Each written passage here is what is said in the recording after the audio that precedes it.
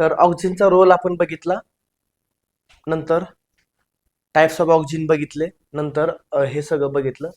Routing, flowering, fruit and lip drop थांबवते, ॲब्सेशन older ल्यूजचं करते, parthenocarpy टोमॅटोमध्ये herbicide use करतात 2,4-Dचा. काय करायसाठी? टू किल कुठले? Dicot weeds from monocot crop. Monocot plant मधलं डायकॉट गवत मारण्यासाठी काय वापरतात? 2,4-D. Control xylem differentiation and helps in cell division. पुढे आपण बघितलं ऑक्सिनचा हा अपायकल डॉमिनन्स, ज्याच्यामध्ये काय होतं? Growing apical bud inhibit the growth of lateral bud. It is known as apical dominance. तो कमी करायचा तर काय करायचं? Removal of shoot tip. Shoot tip काय केला जातो? रिमूव्ह केला जातो. त्याला म्हणतात डिकॅपिटेशन. किंवा काय वापरायचं? सायटोकायनिन. हे कुठं करतात डिकॅपिटेशन? टी मध्ये बघा, चहाची शेती असते ना तिथं वरचे शेंडे काढून टाकतात, मग खालून वाढतं ते खूप. आपण जिब्रेला बघितला. कुरुसोवाने काय केलं? जिब्रेला फुजिकोराय फंगसची राईस सीडलिंगला इन्फेक्शन केलं, तर काय झालं? तर राईसला एक रोग झाला, कुठला? बेकेन डिसीज. आणि त्याने बघितले फक्त हाईटच वाढली त्याच्यामध्ये. त्याची हाईट वाढते म्हणजे ते काहीतरी बनवते ऍसिड, जिब्रेला फुजिकोराय. त्यांनी शोधलं काय तर कुणाला सापडलं ते? क्रिस्टलाइन फॉर्म मध्ये. Later the active substance were identify by as a gibberellic acid. जवळपास खूप आहेत. कितीच्या वर आहेत? 100च्या वर जिब्रेलिक ऍसिड आहेत. त्यातलं महत्वाचं कुठलं आहे? GA1, GA2, GA3 असे खूप आहेत. त्यातलं GA3 सगळ्यात महत्वाचं नाव आहे terpene. One of the first discovered and intensively use. Role काय असतो याचा? लेंथ ऑफ ऍक्सिस म्हणजे स्टेमची लेंथ वाढवते. Elongate and improve the shape of fruit and fruit such ऍपलचा शेप इलॉंगेट करतं, इम्प्रूव्ह करतं. डिले सेनेसन्स म्हातारपण कमी करतं. So the fruits can be left on the tree to extend the market period. GA3 is used to speed of malting process in brewing. म्हणजे malting process मध्ये पण त्याचा role आहे. जिबेनचा महत्वाचा रोल मागाशी सांगितलं काय करता येते? लेंथ ऑफ स्टेम वाढव. त्यामुळे जवळपास शुगर केनचं 20 टनानं उत्पन्न काय होते? वाढते. नॉर्मल जे येणार आहे उत्पन्न त्याच्यापेक्षा 20 टन वाढते, त्याची लेंथ वाढते. Spraying juvenile conifer with gibberellic acid hastens the maturity period. It leads to early seed production. काही प्लांट्सला उशीर लागतो सीड यायला. हे काय करते? ते फ्लावरिंग फास्ट करून सीड लवकर आणते. बोल्टिंग इफेक्ट महत्वाचं. बोल्टिंग म्हणजे काय? जे झाडं छोटे असतात त्याला म्हणतात कसले झाडं? रोसेट. कसला हॅबिट? रोसेट म्हणजे काय? ज्यांची हाईट खूप वाढत नसते. अशा प्लांट्स मध्ये हे काय करते? स्टेमची हाईट थोडीशी वाढवते. त्याच्यामुळे काय होते? उत्पन्न वाढते. बघा, कोबी असतो ना, कोबीचा एवढा स्टेम असतो.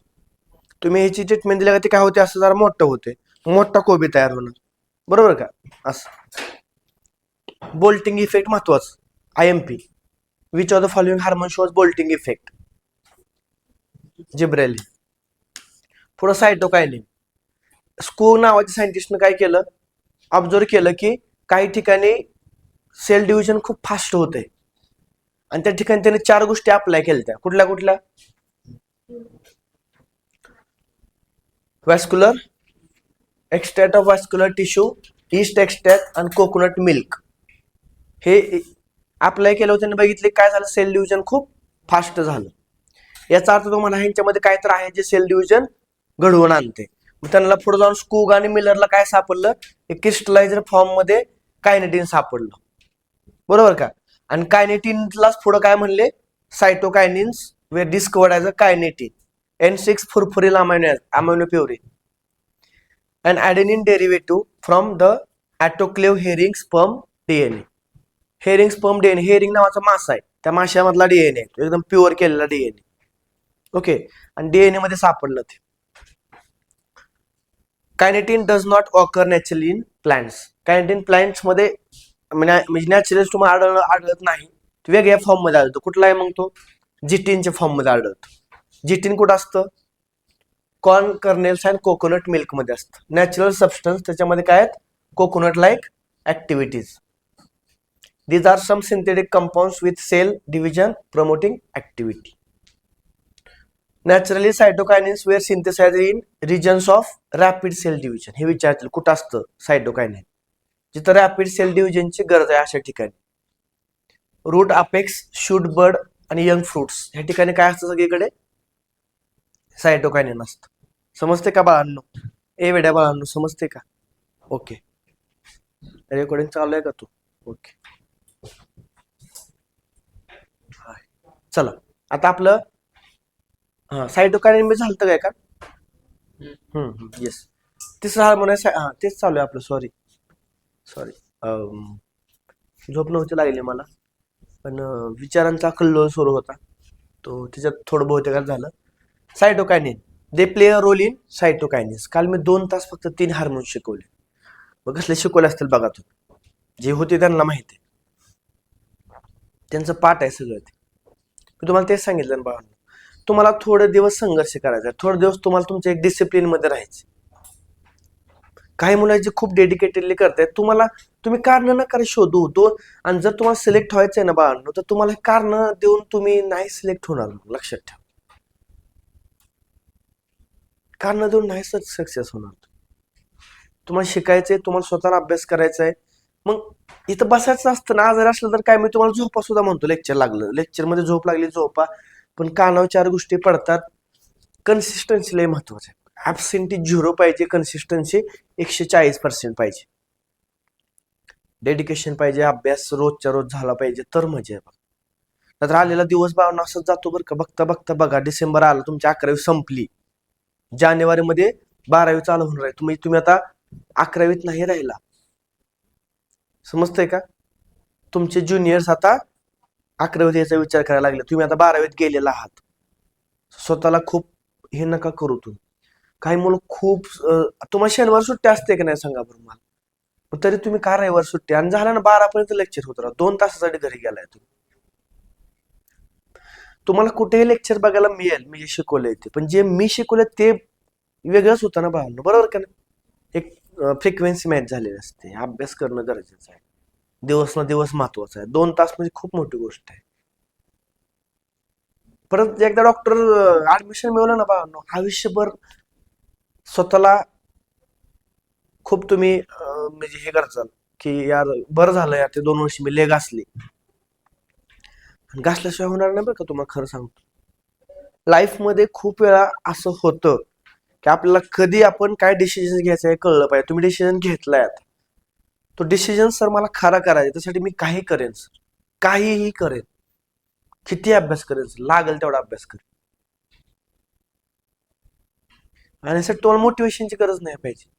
आणि मी काय म्हणतो, एकटा जरी बसलं तर मी एकट्याला शिकवणार, पण शिकवणार, कारण डेडिकेशन मला लय गरजेचं. संडे माझा पण असतो, बरोबर का नाही? पण मी का 2 तास लेक्चर घ्यायचं असलं त्या दिवशी, कारण परत फिजिक्ससाठी तुमचं माझं बायोचं लेक्चर कमी होतं, बरोबर का नाही? एवढं सगळं असताना यार तुम्ही जर असं वागला तर हे थोडं वाईट वाटतं. मग फरक नाही पडत काय मला, मी तुम्हाला तेच म्हणले. काल काय फरक पडला का बाळा? मी एकदम शिकवलं सगळ्यांना. पण तुम्ही सगळे डेडिकेटेड लोक आहे, खूप हुशार लोक आहे सगळे, सगळे डिझर्व करताय खूप छान मेडिकल कॉलेज. फक्त त्यासाठी तुम्ही डेडिकेटेडला अभ्यास करणं गरजेचं. आई वडिलांना वाटलं पाहिजे नाही राव, लय पोरीनं मनाव घेतले, लय पोरांनी मनाव घेतले आमच्या, एक दिवस सुट्टी घेत नाही, रोज कंटिन्यू लेक्चरला जातो, अभ्यास करतो, त्याला टाइमपास नाही करायचा. कारण एकदा MBBS ला लागला ना, आयुष्य टाइमपासच आहे. परत 4-5 महिने तर 4-5 वर्ष निवांतच असतं कॉलेज लाईफ. चला, सायटोकायनिन सांगत होतो. सायटोकायनिसिस मध्ये त्याचा रोल आहे. सावनी काय असतं सायटोकायनेसिस? सायटोकायनेसिस म्हणजे काय असतं? तन्वी काय असतं?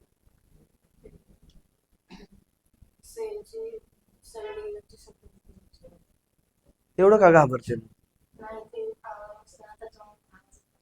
मग सेल डिव्हिजनची पहिली स्टेज काय असते श्रावणी?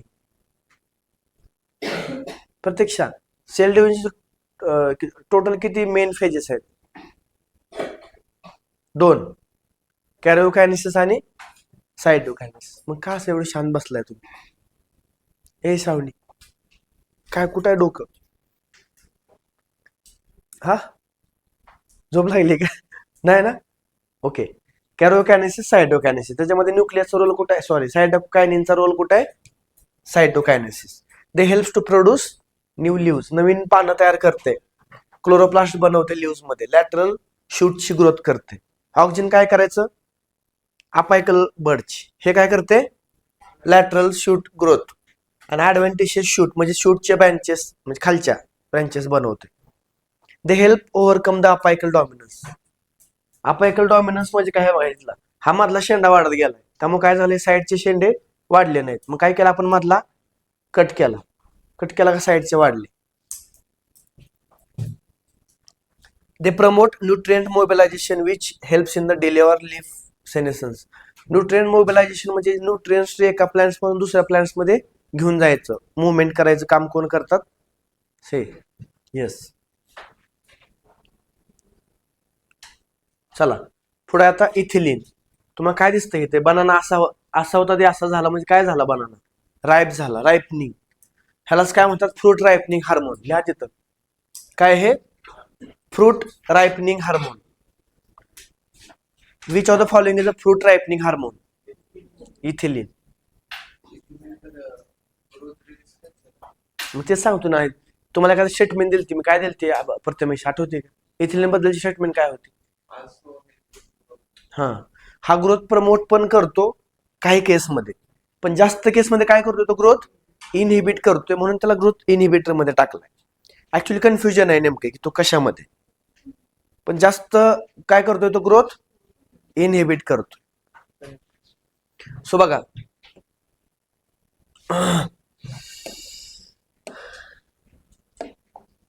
सो हा कोण सायंटिस्ट आहे, कझिन्स. आता हे कुठं आहे, सुरुवातीला सगळे हार्मोन्स सुरुवातीला त्यांची डिस्कव्हरी दिली आहे बघा. सुरुवातीला म्हणजे जिथं हार्मोन चालू झाले तिथं आपण सगळ्या हार्मोनची डिस्कव्हरी बघितली. So Cousins confirm the release of कसला हार्मोन, होलाटाईल. होलाटाईल म्हणजे यालाच काय म्हणायचं, गॅसियस हार्मोन आहे बघा. होलाटाईल सबस्टन्स म्हणजे gaseous substance of ripe orange. कशामध्ये शोधलं त्याने त्याला, राईप ऑरेंज मध्ये. Ripe orange that hasten the ripening of stored banana. म्हणजे काय झालं, त्यानं बनाना ठेवला होता कच्चा आणि एका साईडला काय होते, ऑरेंज होते. ऑरेंजने काय बनवलं, इथिलीन, आणि त्यामुळं काय झालं, काय पिकलं, बनाना. म्हणून मग असं कांदे टोमॅटोच्या जवळ ठेवायचे नाहीत किंवा टोमॅटो ह्याच्या जवळ ठेवायचे नाही, त्यामुळे ते एकमेकांचं काय होत असतं, एखादं फ्रूट फास्ट इथिलीन बनवतं ते लवकर पिकतं, मग समोरचं फळ, कळते का, फास्ट करते. रायपनिंगची प्रोसेस फास्ट करणं म्हणजे हास्टन, कळ का. सो रायपनिंगची प्रोसेस फास्ट करते. आता बघा, हे मोठे मोठे जे बनानाचे व्यापारी असतात, केळ्याचे व्यापारी काय करतात, अशी एक बंद रूम असते, या रूम मध्ये काय करायचं, बनाना ठेवायचा मोठं पूर्ण रूम भरून, आणि त्यात काय सोडायचं, इथिलीन गॅस सोडायचं. तो काय करतो, ripening the banana, okay, fruits. Later this substance was identify as a ethylene. त्यांना कळलं की एक होलाटाईल सबस्टन्स तयार होते, ऑरेंज तयार करते, तेव्हा त्याच्यामुळं बनाना पिकला होता. त्यांनी शोधला, त्यांना काय सापडलं, ethylene. Ethylene is a simple कसला हार्मोन आहे, gaseous plan growth regulator, IMP. Only gaseous. Ripening hormone ethylene, gaseous hormone ethylene, कळलं का. It is synthesized in large amount by tissue undergoing senescence and ripening fruits. कोण कोण बनवते ह्याला, ह्याला large quantity मध्ये कोण बनवते, जे टिश्यू काय व्हायला लागलेत, सेनेसन्स म्हणजे काय, जे टिश्यू म्हातारे व्हायला लागलेत, ते म्हातारे व्हायला लागलेले टिश्यू काय बनवतात, इथिलीन बनवतात. अजून काय, पिकणारं फळ, रायपनिंग फ्रूट पण काय बनवते, इथिलीन, त्यामुळे दुसरी फळं पिकतात.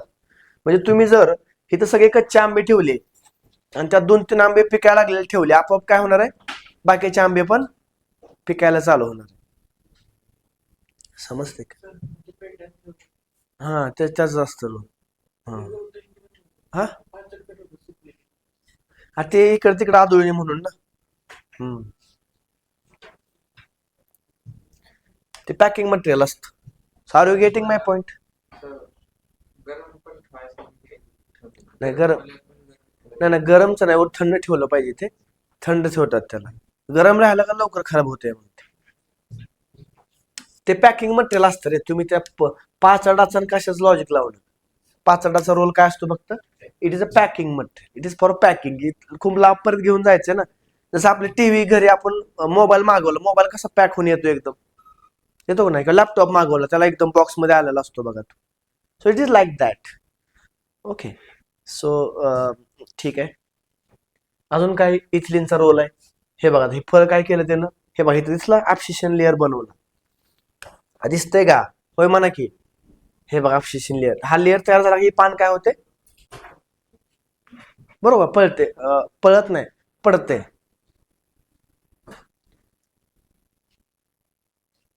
हे बघा, ते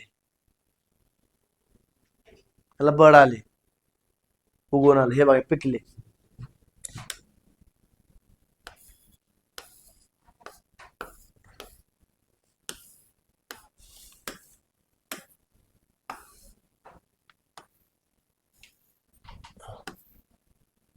ओके.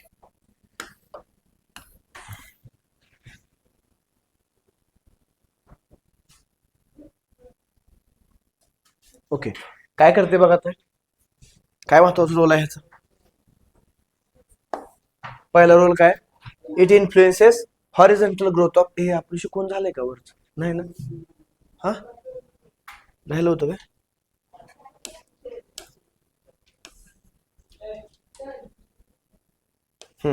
झालं की, झालं.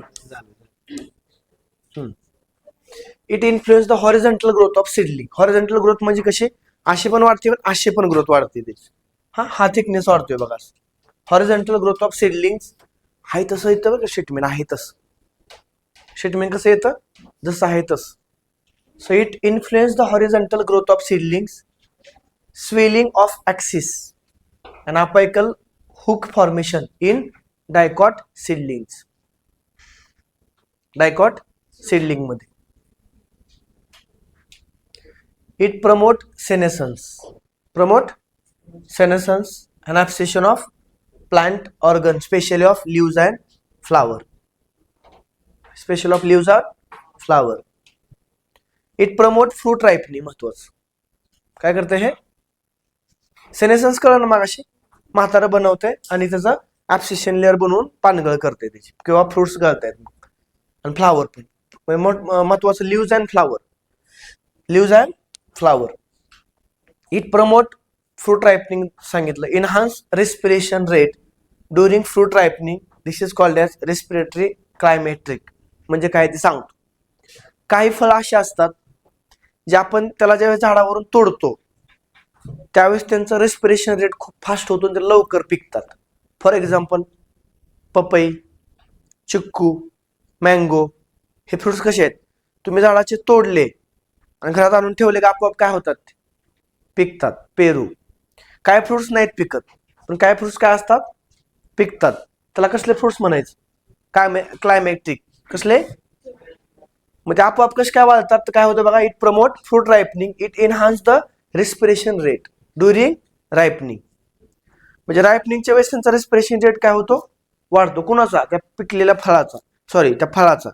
तुम्ही फळ जे तोडून घरामध्ये आणता त्याच्यामध्ये रेस्पिरेशन चालू असतं, म्हणजे ते जिवंत असतं, बरोबर का. आणि त्याचा जसा रेस्पिरेशन रेट वाढतो तसं ते पिकतं. फॉर एक्झाम्पल पपई बघा, घरामध्ये आणलं लगेच पिकते. चिक्कू लगेच पिकतात. आंबा पिकतो. जी फळं तोडल्यानंतर पिकतात ती काय असतात, क्लायमेट्रिक फ्रूट. कसले फ्रूट, येस. महत्वाचे, it break seed and bud dormancy, initiate germination in peanut seed sprouting of potato tuber. हे महत्वाचं, त्याचं ग्रोथ प्रमोटिंग ऍक्टिव्हिटी आहे बघा. Break the seed and bud dormancy, हे ग्रोथ प्रमोटिंग ऍक्टिव्हिटी. डॉर्मन्सी म्हणजे काय असतं, की बाबा त्या कंडिशन मध्ये सीड हे स्वतःला ग्रो होऊन देत नाही. आता आपल्या घरामध्ये आपण बटाटे आणतो का नाही, ते बटाटे काही दिवस उगवतात का, नाही उगवत. आणल्याला लगेच उगवत नाहीत. म्हणजे ते बटाटे आपण जिथून आणलेले असतात त्यांनी त्याच्यावर काय केलेलं असतं, काय ट्रीटमेंट करून त्याचं बर्ड वगैरे डॉर्मंट केलेलं असतं. मग काय होतं, जर आपण त्याच्यावर कशी ट्रीटमेंट केली, इथिलीनची, तर काय होतं, ते उगवून यायला चालू होतं.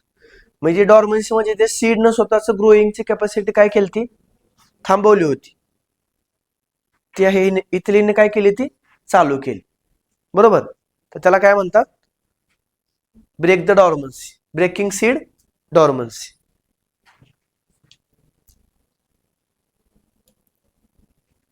कुणामधली, sprouting of potato tuber and peanut seed, germination of peanut seed, इथं ग्रोथ प्रमोटिंग केलंय, बरोबर का.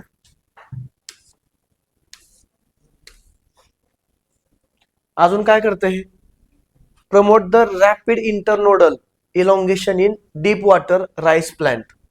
आता राईस प्लांट जास्त नाही, हे बघ हे आता राईसच्या आतमध्ये हे, तर डीप वॉटर इंटरनोड इलॉंगेशन म्हणजे बघा राईसचं सीड पेरताना कुठं पेरतात, पाण्याच्या आत असतं खाली. आधी बघा आधी काय करतात, ते पाणी जमा करतात आणि पाण्यामध्ये काय लावतात, ते सीडलिंग लावतात. तुम्ही भात लावणी बघितली का, भात लावतात बघा. आता त्याचं कसं असतं, स्टेम आपण लावल्यानंतर एवढं तरी पार्ट त्या सीडचा, त्या सीडलिंगचा कुठं असतो, पाण्याच्या आत असतो. मग इथिलीन काय करते, त्या पाण्याच्या आतमध्ये असलेल्या स्टेमला लवकर वाढवून कुठं आणते, जमिनीच्या वर आणते. कोण, इथले कळण काय करते, इंटरनोड किंवा पेट्योल इलॉंगेशन म्हणजे ते जे राईसचं सीड, राईसचं जे प्लांट आहे ते पाण्यात बुडलेलं असतं, त्याला पाण्यातून लवकर बाहेर येण्यासाठी कोण मदत करतं, ethylene. So promote rapid internode or petrol elongation in deep water rice plants.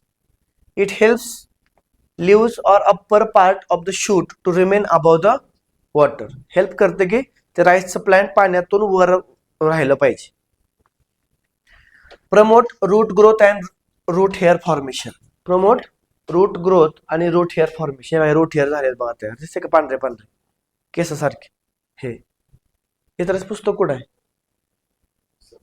रोजच पुस्तक आणत नाही तू, पण मग येतोय कशासाठी, पुस्तक महत्वाचं आहे ना बाळा, हे पॉइंट्स महत्वाचे अंडरलाईन केले पाहिजेत. तू समोरच्या पुस्तक असलं म्हणजे योग्य असतं ना, है की नाही, असं नाही करायचं. सो त्यामुळे काय होतं, रूट ग्रोथ झाली, रूट हेअर वाढल्यामुळे काय होतं, this increase the absorption surface use to initiate flowering and for synchronising fruit set in the pineapple. हे पण ग्रोथ प्रमोशनच आहे. काय करते, इनिशिएट फ्लावरिंग, फ्लावरिंग इनिशिएट करते आणि एकाच वेळेला सगळे फ्लावर काय करते, ओपन करते. त्यामुळे काय होते, ते सगळे फ्लावर एकाच वेळेस काय होणार, पॉलिनेट होणार आणि सगळेच फ्लावर एकाच वेळेस काय होणार, सगळे फ्रूट मध्ये कन्वर्ट होणार आणि सगळेच फ्रूट काय होणार, एकाच वेळेस मॅच्युअर होणार. ह्याला काय म्हणायचं, synchronising fruit set in the pineapple. म्हणजे सिंक्रोनाइज करणं म्हणजे काय, सगळे फ्रूट एकाच वेळी मॅच्युअर करणं म्हणजे काय, सिंक्रोनाइज करणं. पण सगळे फ्लावर जर ओपन झाले तर पॉसिबिलिटी जास्त आहे ना. फ्लावर ओपनच नाही झालं तर काय होणार आहे, पॉसिबिलिटी कमी होणार आहे ना. सगळे फ्लावर एका वेळेस ओपन झाले तर it will be 90% will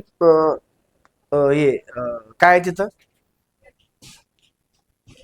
probability की बाबा सगळे फ्लावर एकाच वेळेस काय होतील, मॅच्युअर होतील म्हणजे फर्टिलाइज होतील, बरोबर का. म्हणून ते सगळ्यांना एकत्र आणतं. It is widely use in agriculture, agriculture मध्ये खूप रोल आहे ह्याचा, बरोबर. सायटोकायनिनचा सॉरी इथुलिनचा कुठं रोल आहे, ऍग्रिकल्चर मध्ये. कुठला, हे बघ ना आता, हे मेन रूट केवढं आहे बघा बरं, हे पांढरं म्हणजे मेन रूट आहे. मग आता ह्या पांढऱ्या रूटला जर हे हेअर्स नसतील तर काय झालं असतं, त्याने इथलंच वॉटर ऍब्झॉर्ब केलं असतं. हे ते विषय काय होते, रूट हेअर वाढल्यामुळे बघा हे रूट इथपर्यंत ऍब्झॉर्प्शन करू शकते ना, कळलं का नाही. हे बघा आता मेन रूट केवढा आहे, हे मेन रूट आहे ना. आता ऍब्झॉर्प्शन एरिया केवढा आहे, एवढा जेवढा मी ड्रॉ केला तेवढा. रूट हेअरनं काय केलं, ऍब्झॉर्प्शन एरिया वाढवला का नाही, होय म्हणा की, वाढवला का नाही, कळलं का. आधी केवढा होता, एवढा, आता केवढा झाला ऍब्झॉर्प्शन एरिया, एवढं झालं. एवढ्यातनं ते ऍब्झॉर्ब करणार गोष्टी, त्याला म्हणायचं इन्क्रीजिंग ऍब्झॉर्बिंग एरिया, बरोबर का.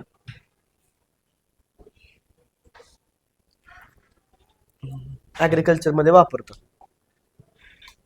ह्याचे क्वेश्चन बघितले ना तुम्हाला मजा येईल. हा सर ओके ठीक आहे, जाऊ द्या. थोडंसं काय झालंय, मला सर्दी झाली की नाही, ते मी ही गोळी खाल्ली Nicip and cold plus flu वगैरे असली काय ते गोळी होती. त्यात काय असतं, सिट्रेजिन असतं. सिट्रेजिन काय करतं, आपली इम्युन सिस्टीमला काय करतं, सप्रेस करतं. आणि त्याच्यामुळे काय झालं, माझी इम्युन सिस्टीम सप्रेस झाली, सोबत मी बी सप्रेस झालो. Are you getting my point? तुम्हाला असं होतं कधी पॉवरच्या गोळ्या खायला नुसते झोप लागते बघ, तर ते तसं आपली इम्युन सिस्टीमला काय केलेलं असतं त्यांनी, सप्रेस. तसं माझं झालं. तर मला असे थोड्या वेळासाठी असे गुंगी येते डोळ्यासमोर, बरोबर का? बघा, आपला मास्तर असा आजारी असताना शिकवायला येतोय, मग आता तुमचं डेडिकेशन किती पाहिजे? मला तर काय आहे, म्हणजे तुम्हाला तर ऍडमिशन मिळवायचं, तुमचं डेडिकेशन किती पाहिजे? 126% पाहिजे. 100% नाही पाहिजे डेडिकेशन. किती पाहिजे? 126% पाहिजे. तेवढंच का सर? हा, तेवढंच घ्या तुम्ही, जास्त नका घेऊ, आजारी पडताल. त्याच्यापेक्षा जास्त डेडिकेशन दिलं, है की नाही? आता इथिलीन हे गॅस झाला, त्याचा इथिलीन असलेला कुठला ब्रँड आपण वापरतोय? इथेफॉन. IMP विचारले बघ, तेव्हा दिसतं का इथेफॉन? दिसतं का? लिक्विडच्या फॉर्म मध्ये मिळते सुरुवातीला, रिएक्शन झालं का ते गॅस तयार करते.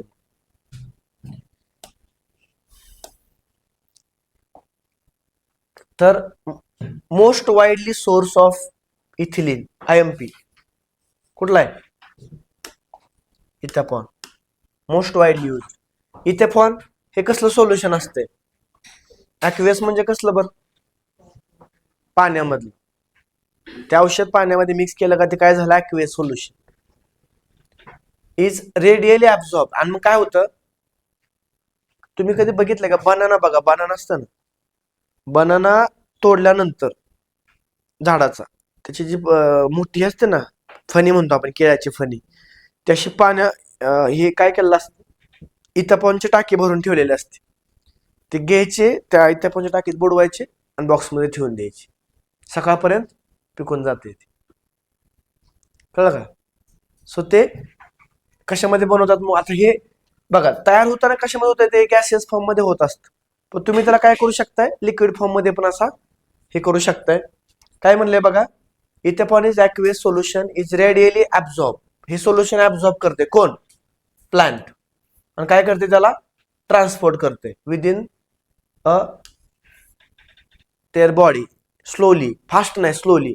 म्हणून बघा, त्याचं जिथून जिथून ती फणी असते ना, ती अशी पकडतो आपण तिथं, जिथं सगळे बनाने एकत्र आलेले असतात, त्या फणीचं टोक फक्त बुडवायचे त्याच्यामध्ये, अख्खं नाही बुडवायचं. काय बुडवतात फक्त? हे बघा, हे असं बनाना असतात, है ना? आणि सगळ्यात जिथं काय असतं, असं एक, बरोबर, इथं हे असतं, ह्याच्यावरची साल हे असं तोडल्यामुळे ह्याच्यावरची हे ओपन झालेलं असतं, ते बनानाचं ते हे. इथं पण मध्ये कुठं बुडवायचं, फक्त एवढा पार्ट बुडवायचा, हा पार्ट असा बुडवतात आणि ठेवतात, बरोबर. यातनं काय होतं, इथिलीन आत जातं, ते काय करतं, सगळं फळामध्ये स्प्रेड होतं आणि काय करतं, फळाला पिकवतं. कळलं का? इथेफॉन. बर, ethephon hasten fruit ripening in tomato. Tomato मध्ये बी हे करते, वापरतोय आपण. कुठं? टोमॅटो. अजून कुठं? ऍपल मध्ये पण. And accelerate abscission in flower and fruit. Underline करा. आता वर काय बघितलं आपण, काही फ्रुट्स मध्ये, पायनॅपल मध्येच फ्लावरिंग काय करते, वाढवते. आणि तेच इथं काय म्हणले बघा, ऍब्सेशन इन फ्लावर अँड फ्रूट, म्हणजे त्यांना काय करते, म्हातारं बनवते. कशामध्ये? कुठल्या प्लांट्स मध्ये?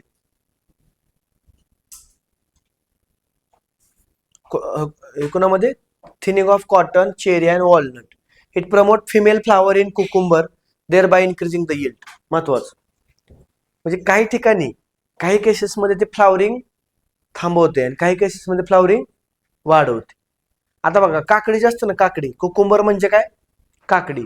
कुकुंबर मध्ये काकडीचे दोन प्रकारचे फ्लावर असतात, मेल फ्लावर आणि फिमेल फ्लावर. आपल्याला कुठला फ्लावर हे आहे, गरजेचं आहे, मेल का फिमेल? काकडी ही फिमेल फ्लावरला लागते. दोन्ही बी गरजेचे आहेत, पण उत्पादन वाढवण्यासाठी कुठल्या गरजेचे आहेत? फिमेल. कारण तर एक मेल असलं आणि 5 फिमेलचे फ्लावर असले तर चालते. कसं काय? तर मेल काय करते, तेवढे पोलन ग्रेन बनवते. पण 5 मेल आहेत आणि एकच फिमेल फ्लावर आहे, काकड्या किती बनणार? एकच काकडी बनणार. म्हणून आपल्याला काय करायचे, फिमेल फ्लावर वाढवायचे. कुठले फ्लावर? फिमेल फ्लावर वाढवायचे. बोल.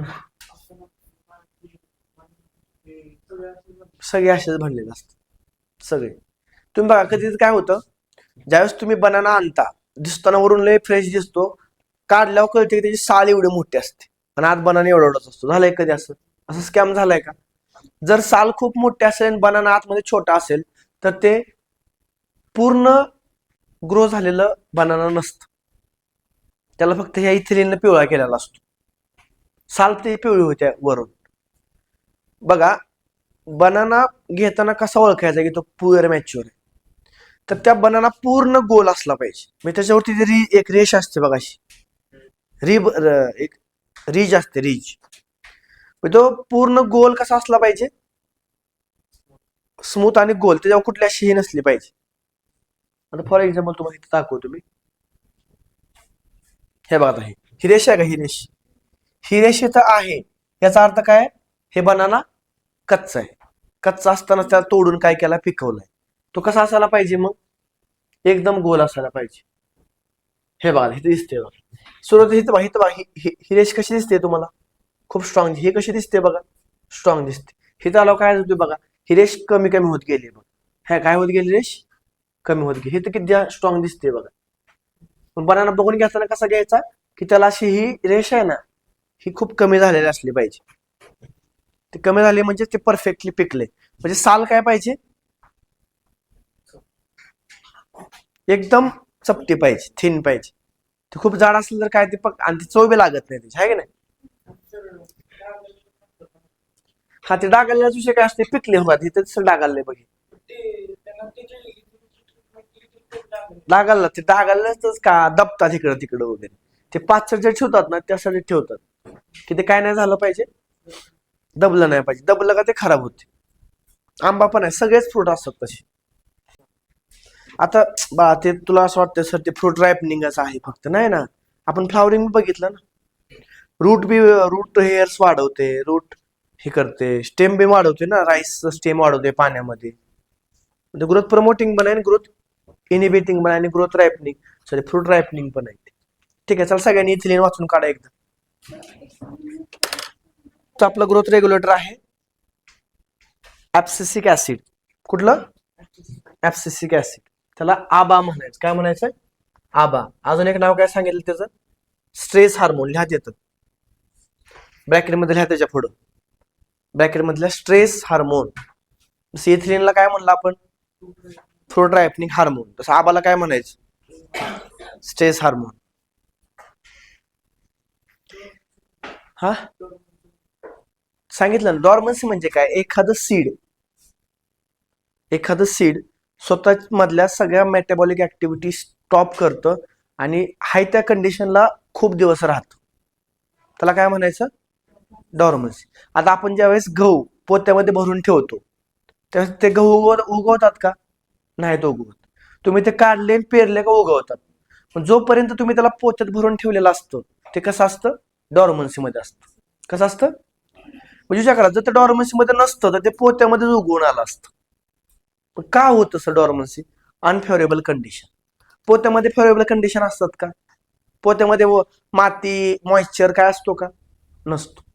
मग ड्युरिंग अनफेवरेबल कंडिशन सम सीड और सम फ्रूट्स और सम ऑर्गॅनिझम अंडरगोज डॉर्मन्सी. फॉर एक्झाम्पल बघा, बेडूक असतं ना, बेडूक पण दगडाखाली जाऊन बसतो बघ. पोलार डिअर असतो. पोलार मध्ये जे डिअर असतात ना ते काय करतात? हिवाळ्यामध्ये म्हणजे विंटरमध्ये हायबरनेशनला जातात. हायबरनेशन म्हणजे आज जाऊन ते एका ठिकाणी बसतात. Deep sleep. खात पण नाहीत, काय नाही, काहीच नाही. त्यांनी आधीच खाऊन ठेवलेलं असतं, त्याच्यावरच ते 4 महिने बाहेरच निघत नाहीत. बरोबर का? त्याला काय म्हणायचं? डॉर्मन्सी. समजलं? हे हार्मोन आहे आबा. तुम्हाला इथं हिरवळ नाही दिसत आहे, काय दिसते? पानगळ झालेली दिसते, पानं पडलेत सगळी. म्हणजे during mid 1960s it was reported 3 kinds of inhibitor. Inhibitors म्हणजे जे ग्रोथला थांबवत आहेत, ग्रोथला थांबवत आहेत. कुठल्या कुठले आहेत ते? Inhibitor B, abscisin second and dormin. हे 3 हार्मोन समजले होते की हे तिघजण काय करतायत? ग्रोथला इनहिबिट करतायत, ग्रोथला इनहिबिट करतायत. मग त्यातला ABA is the derivative of carotenoid. Underline करा, हे विचारतील. ABA is the derivative of carotenoids. ABA is the derivative of carotenoid. हे महाग दिले बघा, जिथं डिस्कवरी दिली सगळ्या हार्मोनच्या. सापडलं का तिथं? आहे बघा, हे नाही का? तर कॅरोटिनॉइड आहे का? आहे की? Okay. It regulate the abscission and dormancy. Abscission म्हणजे मागाशी तुम्ही बघितले, ते प्लांटला एक लेअर बनवून ग्रीनचं येलो मध्ये कन्वर्ट करते लिव्हजला, आणि मग पानं काय होतात? गळून पडतात. सो रेग्युलेट ऍब्सिशन अँड डॉर्मन्सी, ह्या 2 गोष्टी रेग्युलेट करते.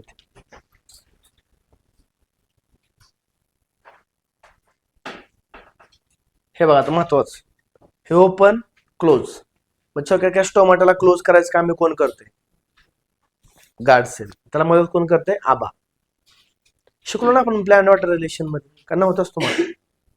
शिकवलं की तुम्हाला ती starch sugar inter conversion theory, का तुम्हाला नाही झालं? ते रिड्यूस आहे वाटतं तुम्हाला ते.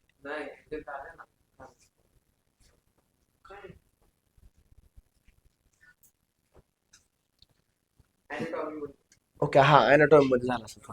हा फंक्शन बघा, हे झाले स्टोमाटा झाले अॅनाटॉमी मध्ये. हा फंक्शन काय बघा आता ह्याचं? Acts as a inhibitor. महत्वाचं. हा starch sugar inter conversion theory नाही शिकवले मला वाटतं तुम्हाला. ओपनिंग कोलेजन नाही शिकवलं, फक्त मी तुम्हाला काय शिकवले? स्ट्रक्चर ऑफ, हा वर्ण सांगितलं तुम्हाला. ते आहे 12वीत आहे. आता रिड्यूस आहे तुम्हाला, आता नीटला नाही. 12वी मध्ये आहे त्यावेळेस मी तुम्हाला शिकवतो. It acts as a inhibitor of plant growth and metabolism. महत्वाचं, इनहिबिटर म्हणून काम करते. पुढचं, it inhibit seed germination. Inhibit. पुढं, it stimulate closure of stomata in the epidermis. Closure of stomata in the, stomata बंद करायचं काम मी करते. It increase the tolerance of plant to various kinds of stress. Stress म्हणजे काय? Plant कधी stress मध्ये असतं? ज्यावेळेस प्लांटला काय मिळत नाही? पाणी मिळत नाही, त्यावेळेस प्लांट काय असतं? स्ट्रेस मध्ये असतं. ज्यावेळेस प्लांटला काय मिळत नाही? वॉटर मिळत नाही, न्यूट्रिएंट्स मिळत नाही, त्यावेळेस प्लांट कशामध्ये जातं? स्ट्रेस मध्ये जातं. बरोबर का? Yes. So it increases the tolerance of plant to various kinds of stress. Therefore, it is also called as stress hormone. ह्याला काय म्हणतात? स्ट्रेस हार्मोन म्हणतात ह्याला.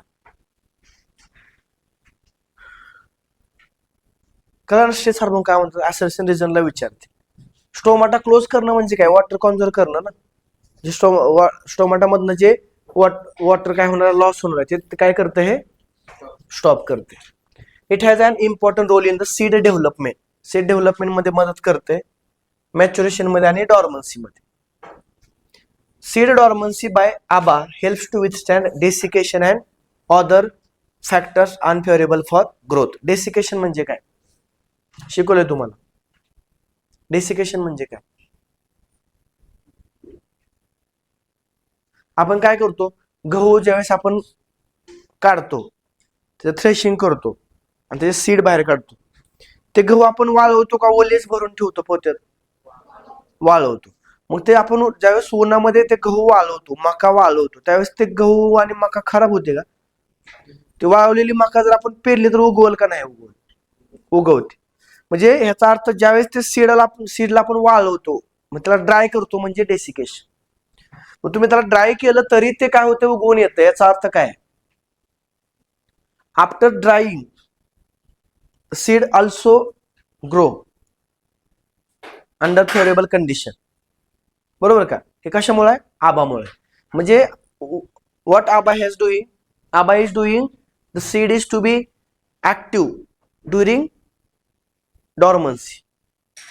Under dormant conditions, seed will be live, not get dead. Are you understand what I say? It is because of abscisic acid. It is because of abscisic acid. So it has important role in the seed development, maturation and dormancy. Seed dormancy by ABA helps to withstand desiccation. Helps to withstand मतलब यहाँ पे seed को हम dry कर रहे, फिर भी seed क्या होगा, बाद में ग्रो होगा, तो डेसिकेशन में वो मरेगा नहीं, वो जिंदा ही रहेगा, सिर्फ उसका मॉइस्चर परसेंटेज क्या हो जाएगा, कम हो जाएगा. And other factors unfavourable for growth. बोलना बघा आता, what is mean by development of seed. After fertilization ovules convert into seed and ovary convert into fruit. You have I think I don't know about it because of in 10th standard you have this syllabus in your books, science 2. So after fertilization ovary will get converted into seed, but seed is get developed from the ovule. Like first of all endosperm is formed inside the seed, then zygote is grow into embryo inside the seed, then plumule formation, then cotyledon formation, then radical formation, seed coat formation. All the process are the development of seed. So ABA helps in the development of seed, maturation of seed, and it protect the seed under dormant condition. कोण आहे तो? ABA. कळलं? कळते का? वर्ण चालले तुमचे? Okay. Then okay. Now we are going to discuss the interaction among the various hormones. Have you read the ABA? वाचता का मग थोड्या वेळासाठी? वाचा, चला. काय डाऊट आहे का मला सांगा. ओके, तर या व्हिडिओमध्ये आपण इथंच थांबूया. उद्या आपण अँटागोनिस्टिक प्रॉपर्टी आणि पीवायक्यू बघणार आहे. कुणीही पीवायक्यू रिव्हील करायचे नाहीत, आणि ठीक आहे करा, नाही तर मी नवीन आणतो पीवायक्यू तुमच्यासाठी. तुम्ही पीवायक्यू करायला असेल तरी करू शकता, तुमची मर्जी. चला थांबूया. Bye bye.